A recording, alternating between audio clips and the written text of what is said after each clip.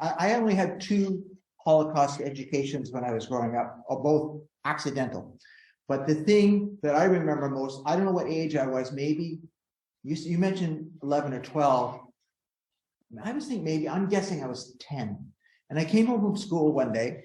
I grew up in West Vancouver, and I was alone in the house. And I turned on the television. It would have been CBC because we only had 2 channels then. Anyway, it was CBC, and there was and I'm like a kid alone in the house, and there was a CBC documentary on. It must have been CBC, and they were showing the bulldozer in Bergen-Belsen pushing the naked bodies into piles. And I'm sitting there as a kid and going, what is this? What is this? And that was my Holocaust education there. And to this day, I can speak with 100% truth. I am grateful that somebody at the CBC headquarters in Montreal, probably would have been in those days, decided that that program could go on my television set so that I, as a 10-year-old boy, could see that image. And I am 100% genuine in saying, I am glad somebody told me, somebody showed me what is real. And so the idea of soft peddling the Holocaust, to me, I kind of don't like that. If that was reality, let me see it. Let me know it. Let me see what other human beings can do to other human beings.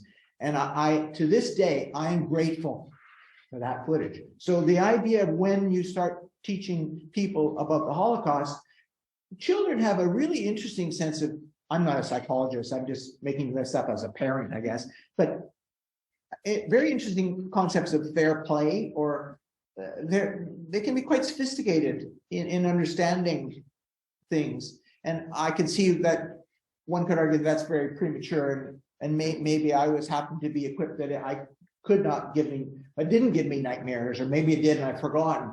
But to this day, I'm grateful. That was it for my Holocaust education. The other little tidbit I had was when I was a bit early, instead of going to university with, like my older brother went to university, so I thought, I'm not going to do that because I'm going to be different. That one could argue that's very premature, and maybe I happened to be equipped that I could not give me, it didn't give me nightmares, or maybe it did and I've forgotten.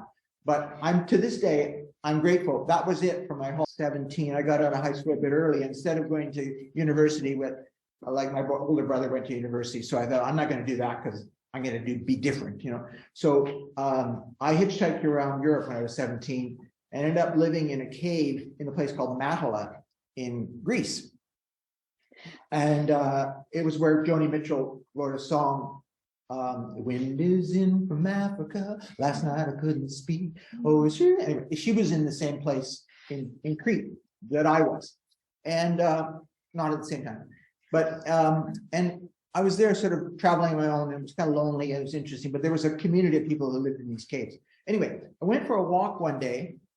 Now I was still 17, and I went, into the countryside and up on a bluff. And I think in the book I mentioned this anecdote, so I guess I'm copying myself. But it was it was cold, and it was January, so it was cold in Crete that year, and there's this kind of really dry landscape, and this kind of shepherd-like guy starts walking to me in the middle of it. We're in the middle of nowhere. There's no other human beings around.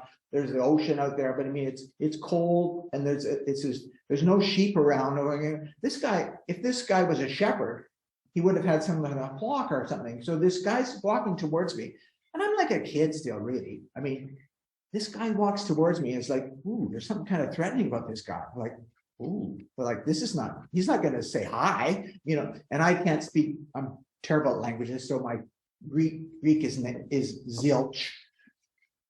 And this guy comes up to me and is like, ooh, he's not friendly at all.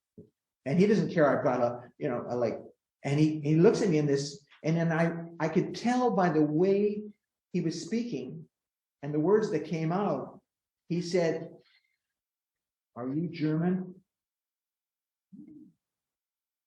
And I realized if I had answered yes, that guy would have killed me. If you know the history of what happened in Crete, the way the Cretans fought back, whoa, they were not defeated by the Germans, by the Nazis. So anyway, this encounter with this guy, I realized in an instant that that's what he wanted to know. And when I think I said, I don't know, Canadaise or something, I tried to speak in French or something, he figured it out. I was Canadian. And it was fine. I was in. He walked on.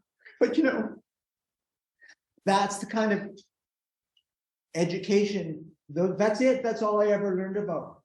It's kind of pathetic that this monstrous event in human history is now, in my estimation, being submerged. And putting together this book,